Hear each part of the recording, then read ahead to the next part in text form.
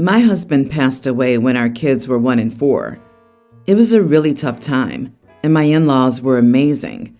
They took care of me as much as they did the kids. His sisters made us meals, and their husbands helped with the yard and housework. I once called my father-in-law to come and get us from the grocery store because I had a breakdown when some lady was rude. He arrived with my mother-in-law so that they could take care of the kids and get me and my car home. After I put myself back together, about 8 months later, they were still there for me. They would help with the kids when I worked. When I went back to school, they supported us.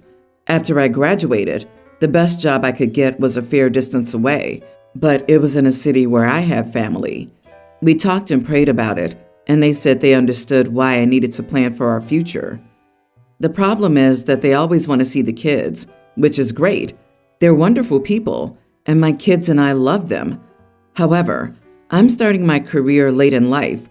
I cannot afford to take a week off work to take the kids a couple of states over, or to fly there for a weekend visit, and the kids are too young to travel by themselves.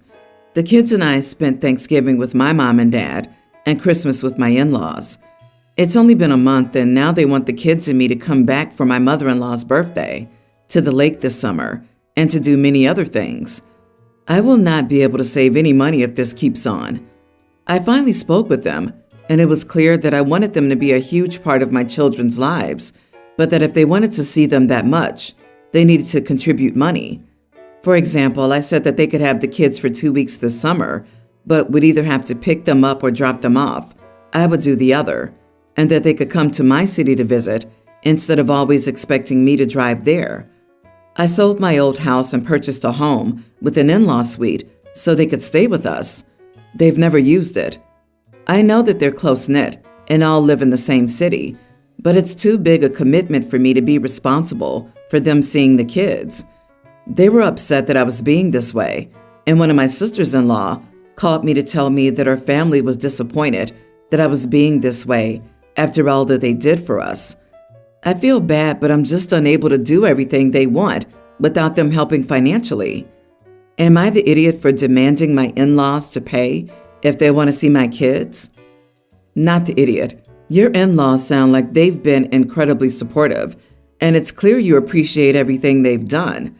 However, there's a practical aspect to consider here.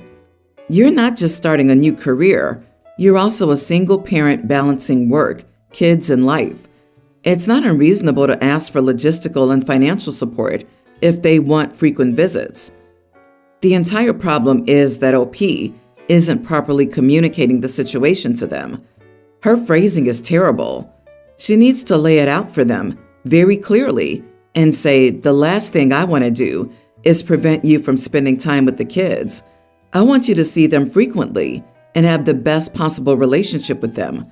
But my finances are precarious, and I literally cannot afford to bring the kids to you any more frequently than I already am, because every time I visit you, it costs a ton of money. These are all the alternatives, including you coming to visit us. I'm sorry, but you are the idiot for your terrible communication. Yikes! You need to contribute money? Sounds like exploitation. I disagree. OP bought a house with an in-law suite. They're the ones who don't want to use it. At this point, I wouldn't want to carry 100% of the travel cost either, even if they can't manage to visit once instead of having her fly over. I mean, for Christmas it made sense, and for the birthdays of mother-in-law and father-in-law, but the other times, they could choose to visit her instead. If they want to see them more often, they can use the guest room she got for them. That's all the compromise that's needed.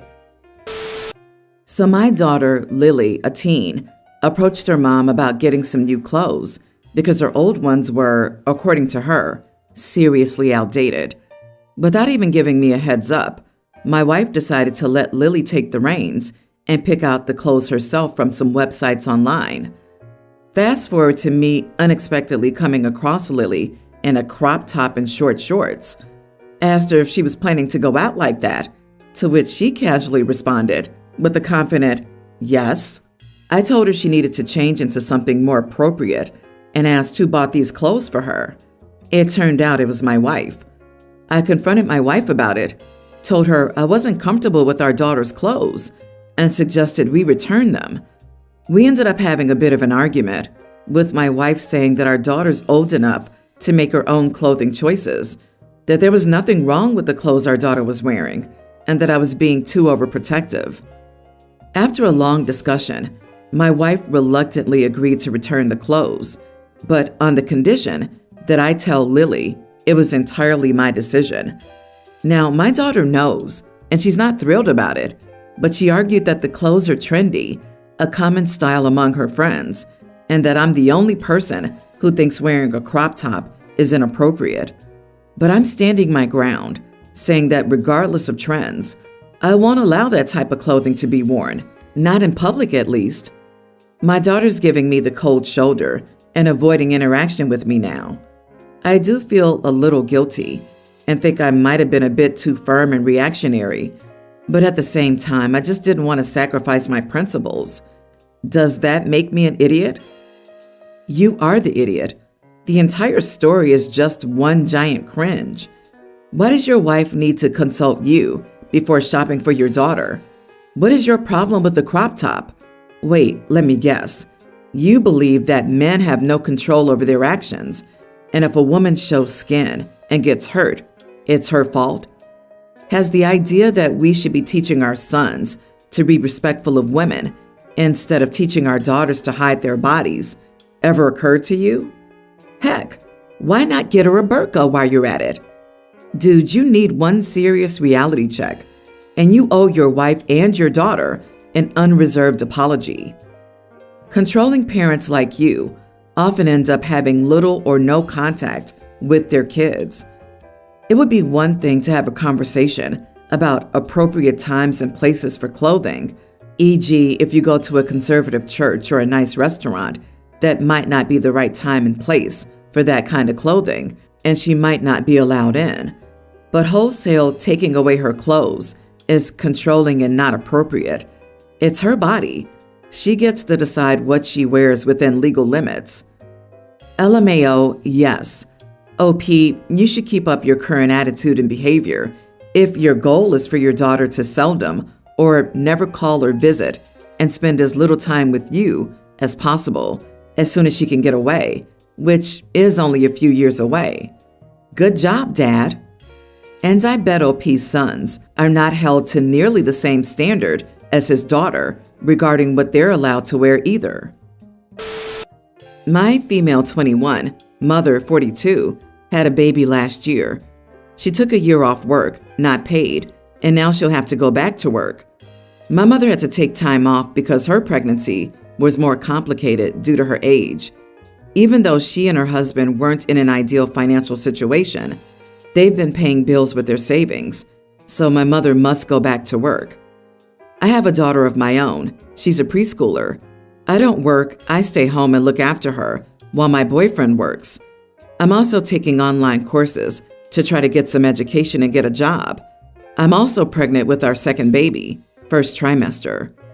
Well, my mother asked me to babysit for her since I'm home anyway and she needs the help.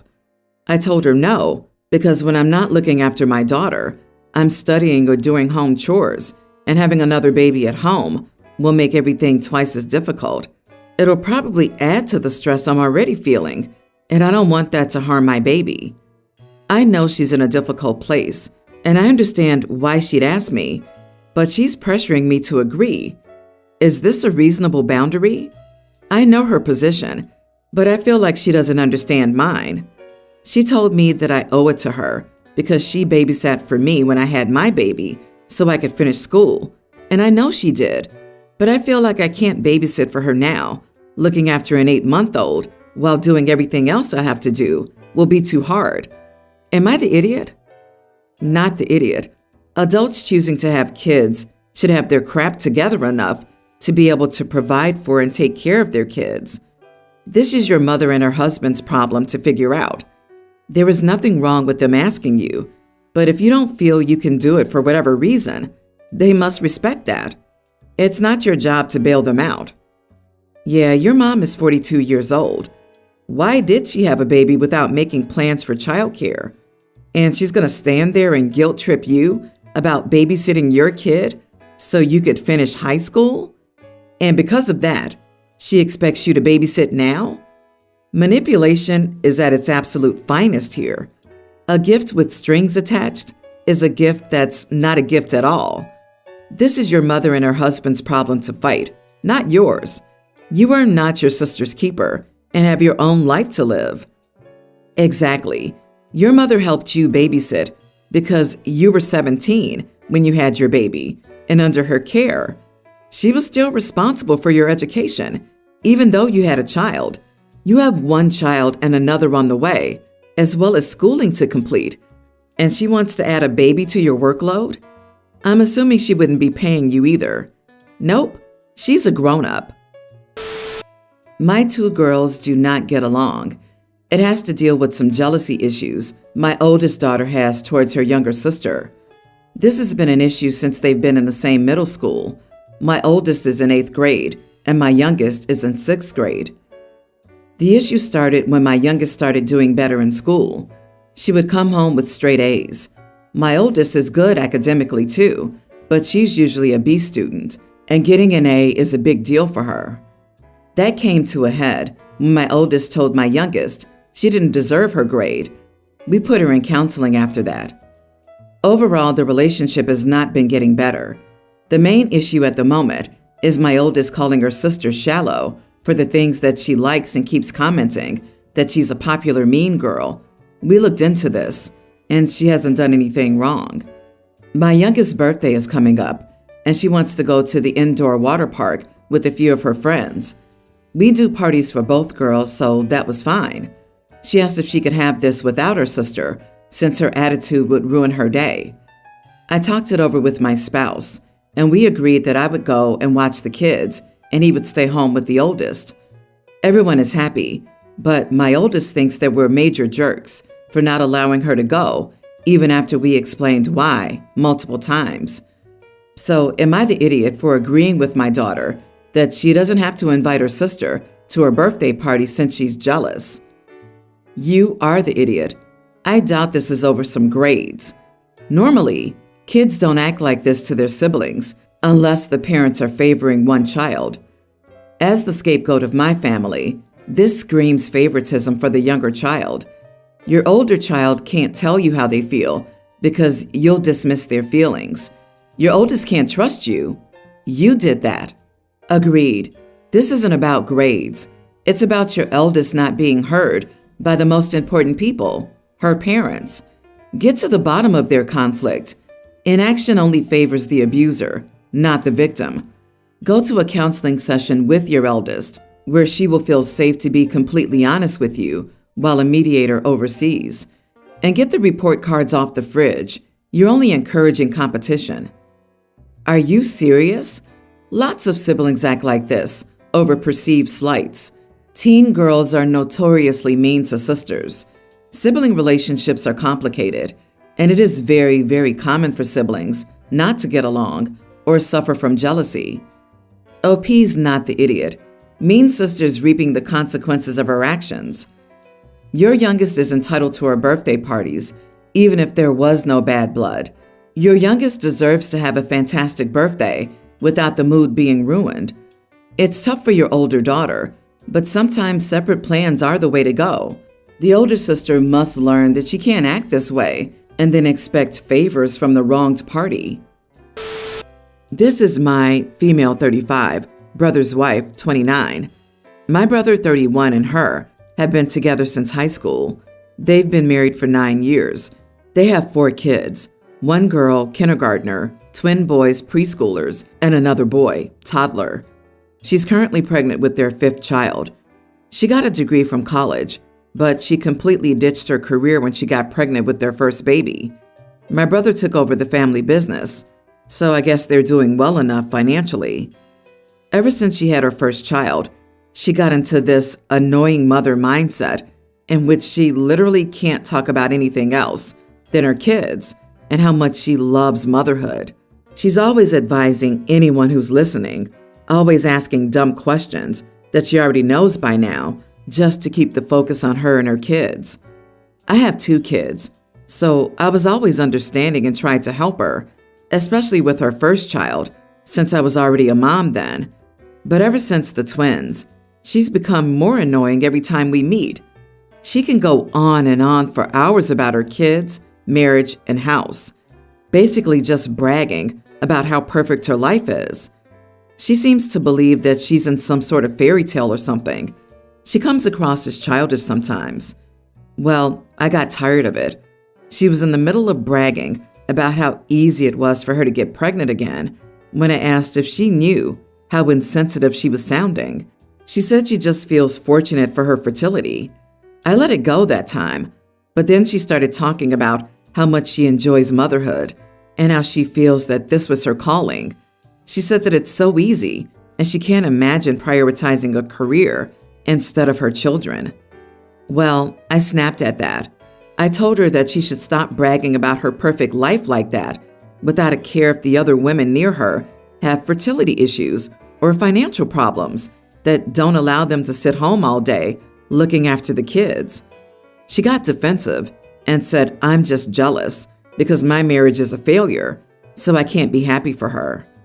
I told her that she sounded like an entitled child, along with some other things, and she started crying. Now I'm the idiot because I can't be happy for my own nibblings and their mother. I'm seriously struggling to see how I'm wrong here. I don't doubt that she's happy with her life. She does seem content. I don't doubt that her life is perfect for her. But when she goes on and on about it and makes those dismissive comments about other mothers, that's annoying. Edit. I should have clarified this, but she thinks that women who prioritize a career over their children are bad mothers. For example, she feels my marriage is failing because I work instead of staying home and focusing entirely on my children and my husband. She believes that once a woman has children, she should be devoted to her children and her husband because that's what she did.